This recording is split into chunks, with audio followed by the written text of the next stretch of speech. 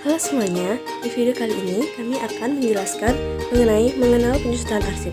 Sebelum itu, izinkan kami memperkenalkan diri terlebih dahulu. Saya Ida Ayu Putu Wulandari, nomor absen 11. Dan saya, Ika Arka Febriani, nomor absen 20. Sebelum itu, topik pembahasan kita kali ini yaitu ada pengertian penyusunan arsip, tujuan, prosedur, tahap-tahap, pemindahan arsip inaktif, pemusnahan arsip, dan penyerahan arsip statis. Pengertian penyusutan arsip dibagi menjadi 3, yaitu A. Memindahkan arsip inaktif dari unit pengolah ke unit kearsipan dalam lingkungan organisasi. B. Memusnahkan arsip yang telah habis retensinya dan tidak memiliki nilai guna dilaksanakan sesuai dengan ketentuan peraturan perundang-undangan. C. Menyerahkan arsip statis kepada lembaga kearsipan. Tujuan penyusutan arsip dibagi menjadi 5, yaitu A. Efisiensi dan efektivitas pengelolaan arsip. B. Menjamin ketersediaan arsip. C. Menyelamatkan bahan bukti kegiatan organisasi. D. Mendayagunakan arsip. E. Pengawasan arsip yang bernilai guna tinggi. Prosedur dan teknik penyusutan arsip. A. Jadwal retensi merupakan daftar yang berisi informasi mengenai jenis arsip, jangka waktu penyimpanan, dan keterangan yang berisi rekomendasi tentang nasib akhir apakah dimusnahkan, dinilai kembali, atau dipermanenkan. B. Penyusutan arsip berdasarkan jadwal retensi arsip adalah penyusutan yang dilakukan suatu organisasi ketika organisasi tidak memiliki jadwal retensi arsip. Selanjutnya yaitu perbedaan jadwal retensi dan non-jadwal. Jadwal retensi 1. Mempunyai program penyusutan arsip secara periodik. 2. Kondisi arsip organisasi menjadi lebih teratur. 3. Adanya jangka waktu penyimpanan atau retensi arsip. Non-jadwal retensi arsip 1. Tidak mempunyai program penyusutan secara periodik. 2. Kondisi arsip organisasi menjadi tidak teratur. 3.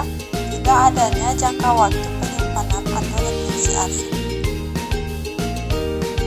Selanjutnya terdapat tahap-tahap penyusutan arsip. A. Pendataan arsip.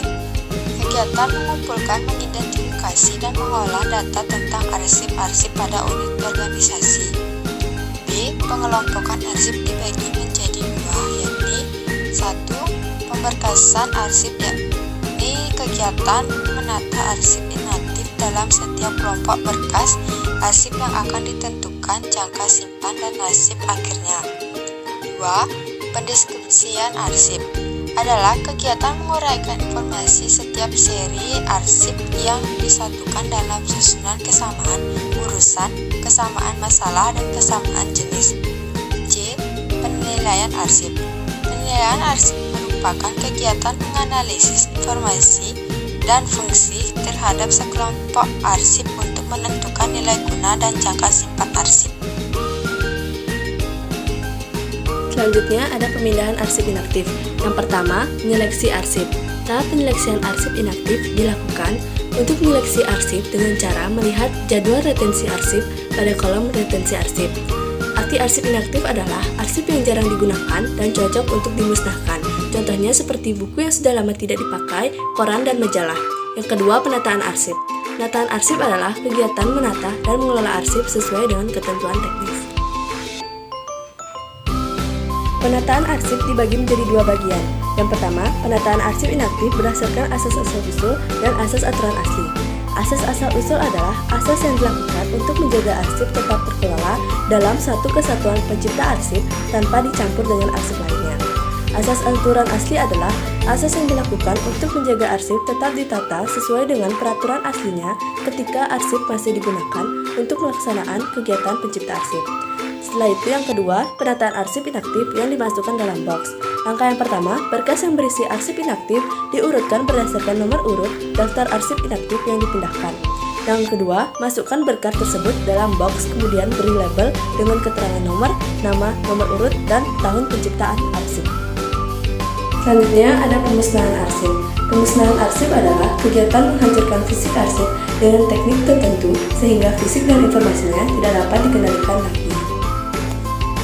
Hal-hal yang harus diperhatikan ketika melakukan pemusnahan arsip.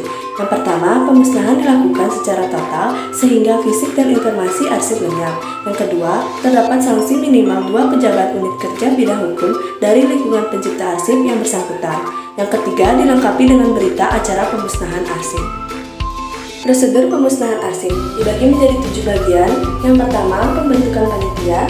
Yang kedua, penyeleksian arsip. Yang ketiga, pembuatan daftar arsip usul musnah. Yang keempat, penilaian arsip. Yang kelima, permohonan persetujuan atau pertimbangan. Yang keenam, penetapan arsip yang dimusnahkan. Yang ketujuh, pelaksanaan pemusnahan. Dibagi menjadi 3 kegiatan, yaitu pencacahan, penggunaan bahan kimia, dan palpit. Selanjutnya, ada penyerahan arsip statis. Penyerahan arsip statis merupakan penyerahan arsip yang bernilai guna permanen yang telah lewat masa simpannya dan dinyatakan tidak operasional di unit penciptanya. Selanjutnya, terdapat bagian-bagian penyerahan arsip statis. Yang pertama, menyeleksi dan pembuatan daftar arsip usul serah, yaitu menyeleksi arsip dengan melihat pada kolom retensi inaktif dan pada kolom keterangan yang dinyatakan permanen pada jadwal retensi arsip. Yang kedua, penilaian arsip. Dilakukan verifikasi secara langsung terhadap fisik arsip dalam daftar arsip usul serah. Hasil penilaian kemudian dibuatkan pertimbangan tertulis oleh panitia arsip. Yang ketiga, terdapat pemberitahuan penyerahan arsip statis, yaitu pencipta arsip menyerahkan arsip statis kepada kepala lembaga kearsipan sesuai wilayah kewenangannya. Yang keempat, verifikasi dan persetujuan. Selanjutnya, verifikasi daftar arsip usul serah dan memberi rekomendasi apakah menerima atau menolak. Yang kelima, penetapan arsip yang diserahkan. Persetujuan kepala lembaga kearsipan dijadikan landasan bagi pimpinan pencipta arsip menetapkan arsip yang akan diserahkan kepada lembaga kearsipan. Yang keenam, pelaksanaan serah terima. Dalam pelaksanaan serah terima, selain fisik arsip yang diserahkan, juga dilengkapi dengan daftar arsip usul daerah dan berita acara serah terima arsip. Berikut adalah contoh daftar arsip inaktif yang dipindahkan.